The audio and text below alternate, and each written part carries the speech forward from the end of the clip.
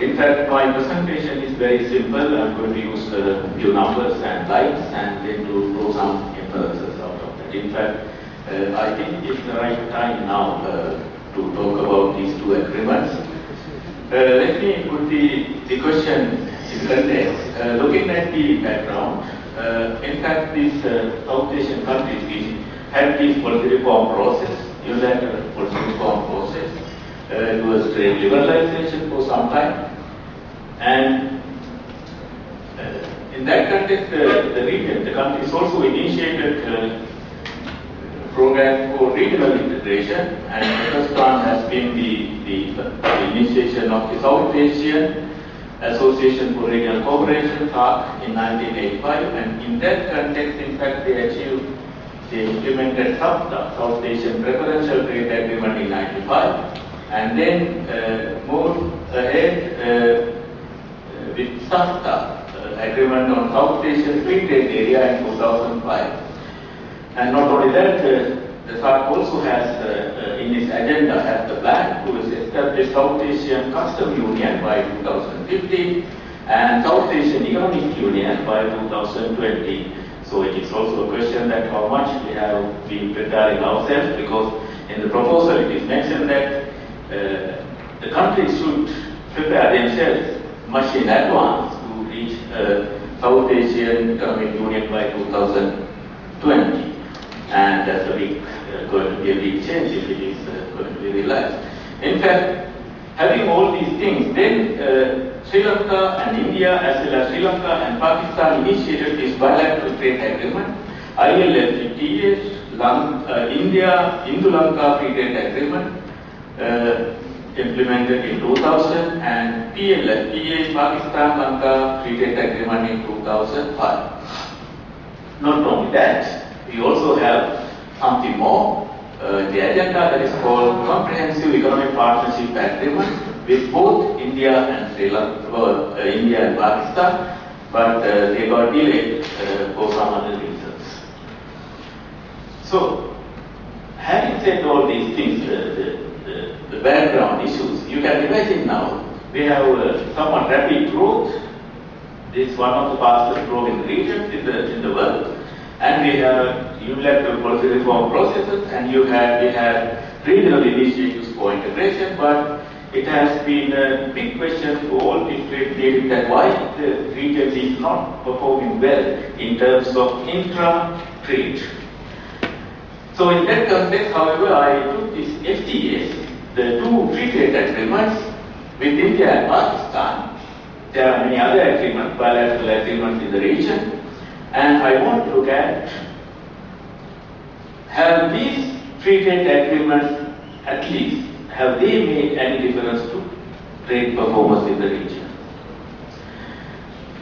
Right, the free trade agreements, actually these agreements make the SAFTA redundant, because the provisions in the SAFTA was much lower compared to the provisions, the conditions laid down in the agreement. Due to these reasons, deeper tariff reforms, shorter period to phase out the tariff, and much lenient rules of origin, and shorter sensitive list. So, the countries, the partner countries, honored the agreement so that by 2008, Indo-Lanka agreement was in full effect. So we have free trade between India and Sri Lanka, and by 2010, Pakistan-Lanka free trade agreement is also in effect, full effect. So we have full free trade. And also, SAFTA was not effective in the case of these trade with these two countries, but only with the other, in the case of other countries. But I know that SAFTA has made little contribution to trade, Sri Lanka's trade with other countries. So this is how we compare the summary of the SAFTA agreement: tariff reduction, sensitive list, and rules of origin. If you compare this one with the free trade agreement, we have tariff reductions with immediate zero tariff at the point of implementation, that was a few years ago, and then tariff phasing out period, which has been completed now, and then sensitive list, rules of origin.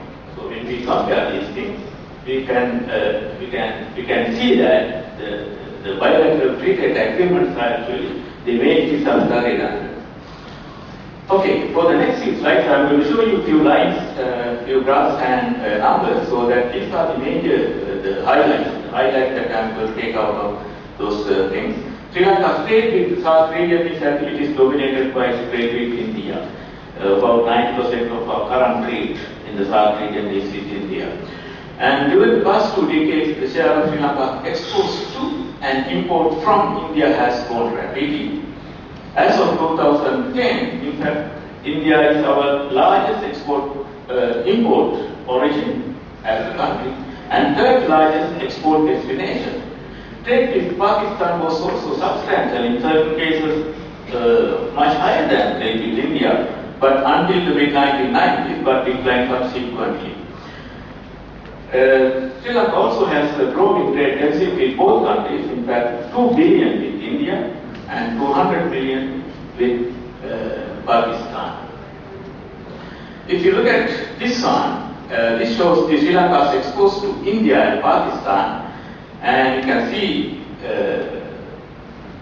exports to Pakistan were higher than those to India in the early 1990s, but it has gone down as the share of exports, total exports to SAARC, but exports share to India has gone up rapidly. And this one shows the imports rate, and imports share from Pakistan that has gone down steadily, but that imports from India was on the rise. In fact, even before 2000, even before we implement the free trade agreement, we have a trade deficit. In fact, our largest trade deficit is with India. Our total trade deficit is reflected largely by, therefore, the trade deficit with India. Here we have the trade deficit with Pakistan. In fact, you can see after the implementation of the FTA, the trade deficit has grown up to 2005. Now this one, it shows that the last column, the value of exports and imports within the free trade agreement and outside the free trade agreement. In fact, trade with India, if you take FTA imports, 56% of our imports covered by the FTA. In the case of Pakistan, imports from Pakistan, 67% covered by the FTA. And so we can also look at the exports covered by the FTAs. This is interesting. Trade performance before and after the implementation of the free trade agreements. You can see trade with India, the second column, immediately after the implementation of the free trade agreement with India, a massive increase in both exports and imports. But you don't see that one with trade with Pakistan, but there is some improvement, but that is not the interesting part. The interesting part is actually the trade outside the FTAs has gone faster than the trade within the FTA. That is the issue. And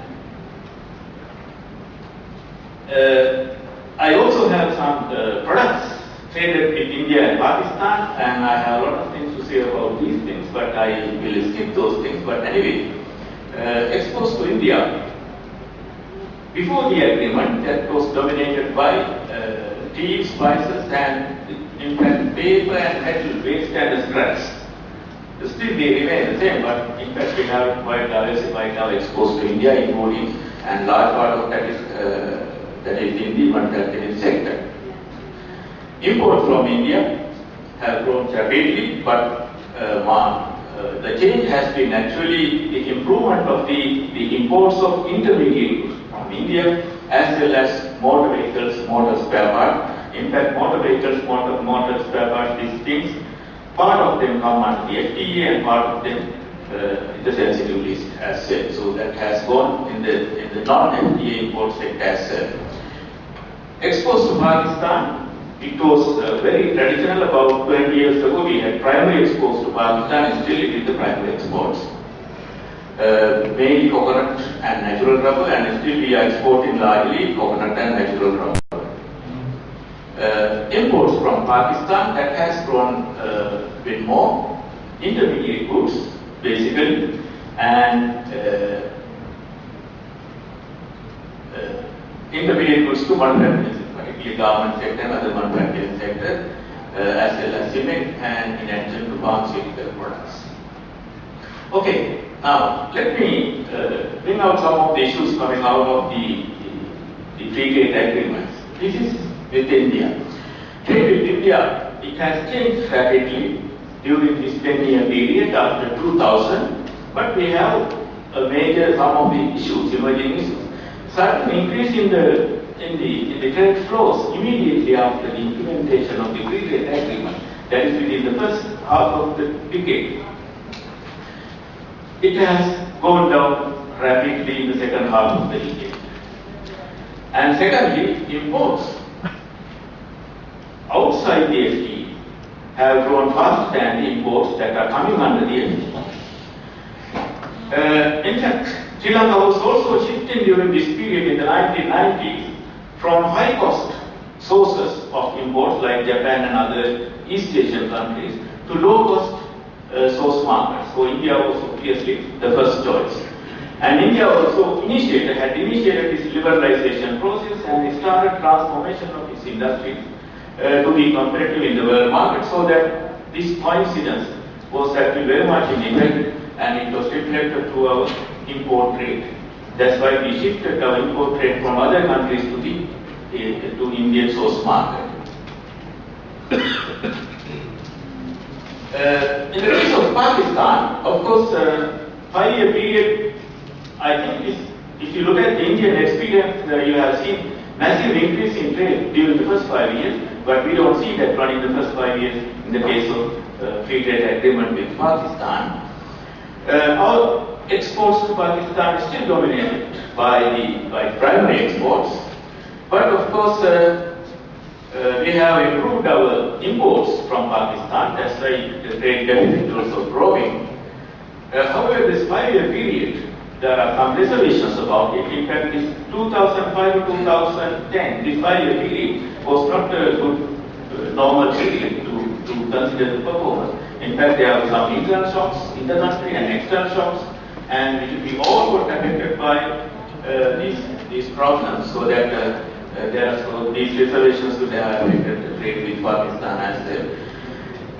And Sri Lanka also got benefits out of the import trade with Pakistan. The reason is actually we got the cost advantage because we are importing at lower cost from Pakistan for the manufacturing industry, particularly the garment industry. Finally, I would make some inferences out of this. In fact, I think the free trade agreements alone are not going to make a big difference, as we have seen in the case of both India and Pakistan. I wouldn't say one of them. I say both India and Pakistan.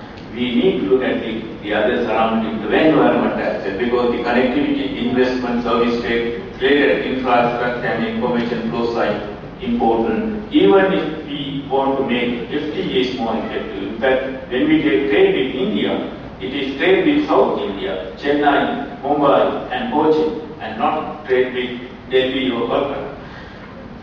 And same applies to our trade with Pakistan as well.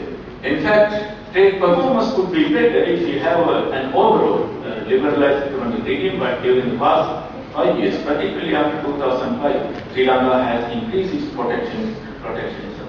So in that context, actually, if you have free trade in a highly protective environment, you are going to distort even the trade that is going to emerge out of those free trade. In fact, some of the fastest growing exports from Sri Lanka to India were copper and cooking oil, which we never produced in Sri Lanka. Thank you so much.